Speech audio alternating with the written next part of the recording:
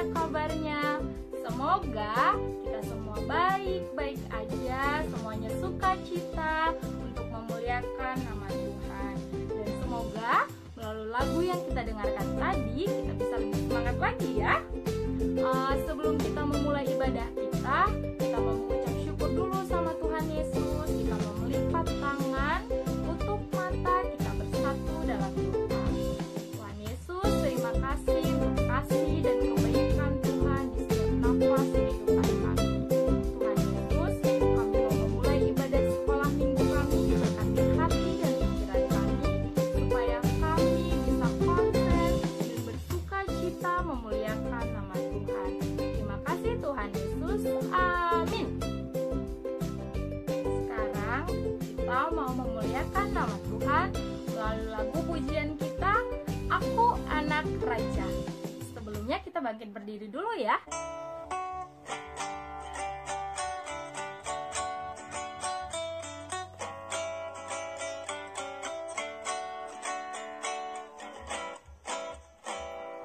Aku anak raja, kau anak raja, kita semua anak raja.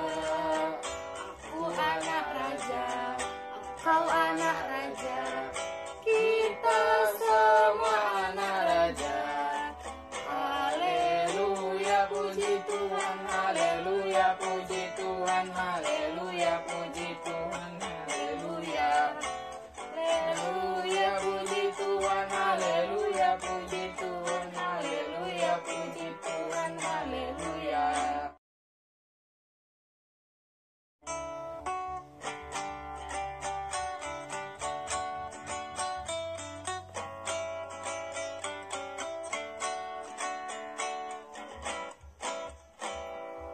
Aku anak raja, kau anak raja, kita semua anak raja. Aku anak raja, kau anak raja, kita semua anak raja. Haleluya puji Tuhan, haleluya puji Tuhan, haleluya puji Tuhan, haleluya. Haleluya puji Tuhan, haleluya puji Tuhan, haleluya puji Tuhan, haleluya. Gimana adik-adik, masih bersemangat? Kita mau melanjutkan memuji nama Tuhan ya melalui lagu Hati yang Gembira Adalah Obat. Karena walaupun kita sekarang belum bisa ke sekolah, kita belum bisa ketemu teman-teman kita, belum bisa ketemu guru sekolah minggu kita, guru kita di sekolah, tapi kita harus tetap bergembira, kita harus tetap bersuka cita supaya kita selalu sehat, karena hati yang gembira adalah obat. Yuk kita nyanyi.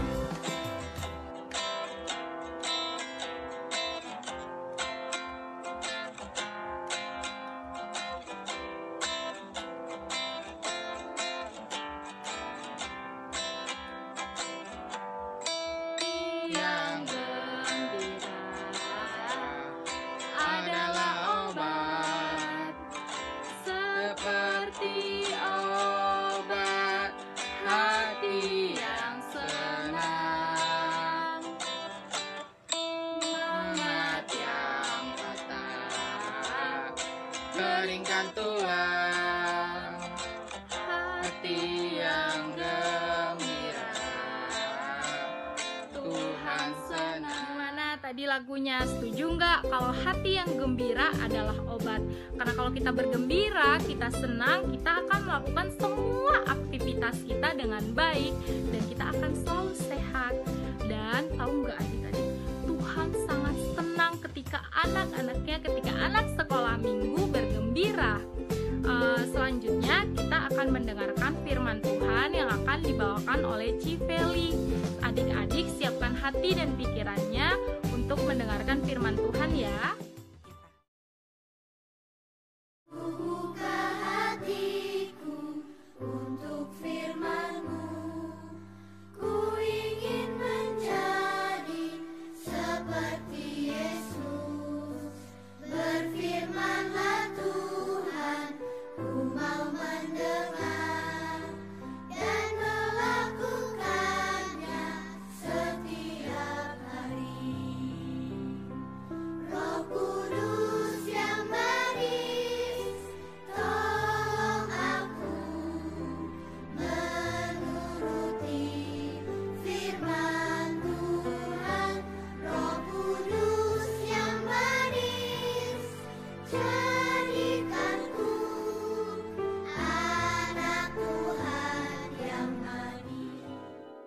Roh Tuhan datang untuk menolong.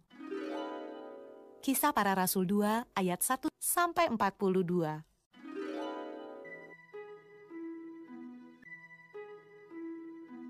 Setelah Yesus naik ke surga, murid-murid dan orang-orang yang percaya kepada Yesus berdoa di sebuah ruangan besar.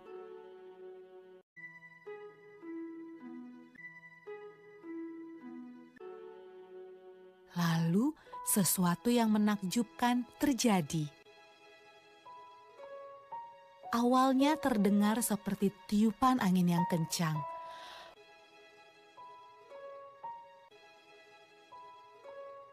Lalu lidah-lidah api bermunculan di atas kepala semua orang dalam ruangan itu.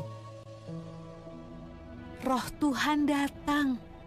Dan semua orang mulai berbicara dengan bahasa yang berbeda-beda. Inilah hadiah dari surga yang Yesus janjikan kepada murid-muridnya. Murid-murid Yesus sangat senang. Roh Tuhan datang untuk hidup bersama mereka dan menolong mereka. Pada malam ketika Roh Tuhan turun ke atas murid-murid Yesus, ada banyak orang asing di Yerusalem. Mereka berbicara dengan bahasa yang berbeda-beda. Waktu mereka mendengar murid-murid Yesus berdoa, mereka datang untuk melihat suara ribut apa itu. Mereka menemukan murid-murid Yesus sedang menceritakan perbuatan Yesus yang ajaib.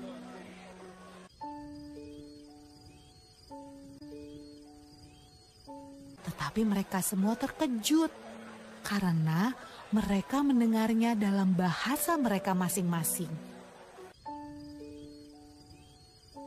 Wah, apa artinya ini? Tanya mereka. Roh Kudus selalu membantu semua orang yang mengikut Tuhan Yesus sampai sekarang. Halo adik-adik, sudah menyaksikan video tadi mengenai Pentakosta, yaitu turunnya Roh Kudus ke dunia. Tuhan Yesus sudah menjanjikan sebelum dia naik surga, dia akan mengirimkan Roh Kudus untuk menyertai para murid-murid. Nah, di hari Pentakosta itu, Roh Kudus turun ketika murid-murid sedang berkumpul.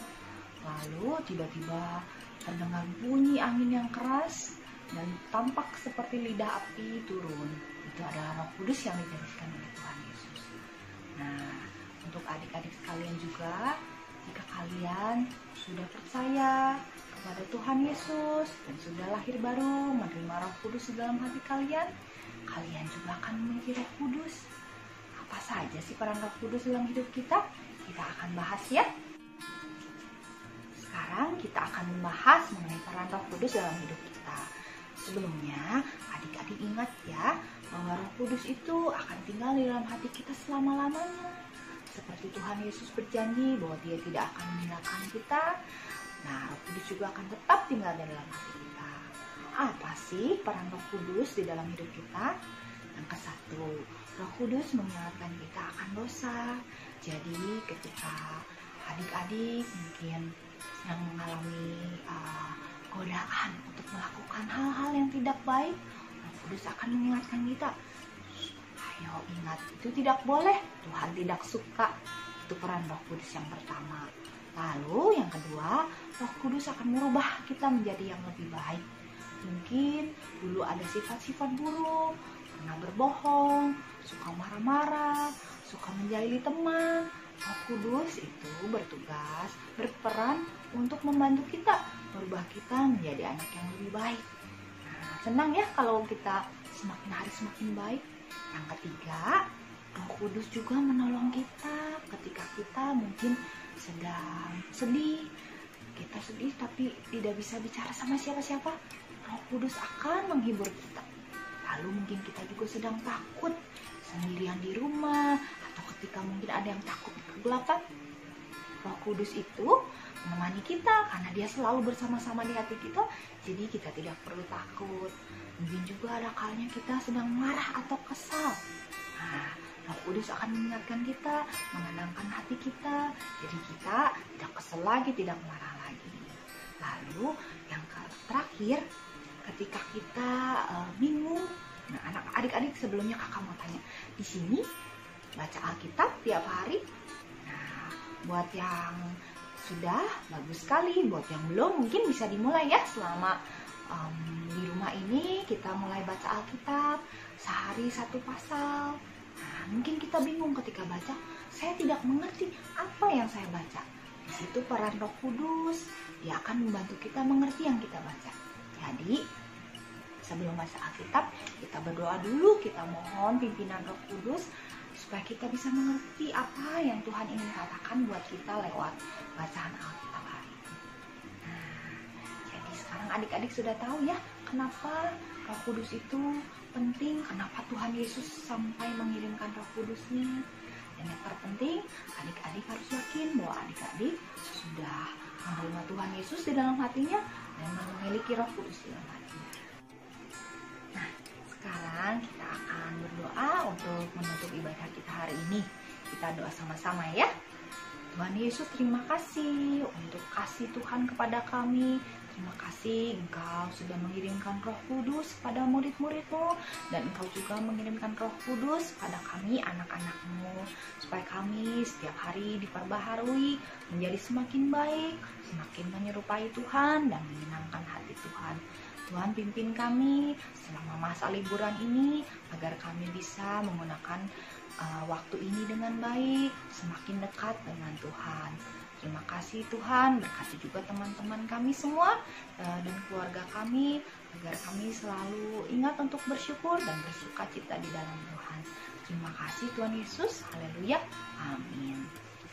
Nah, sampai bertemu minggu depan ya.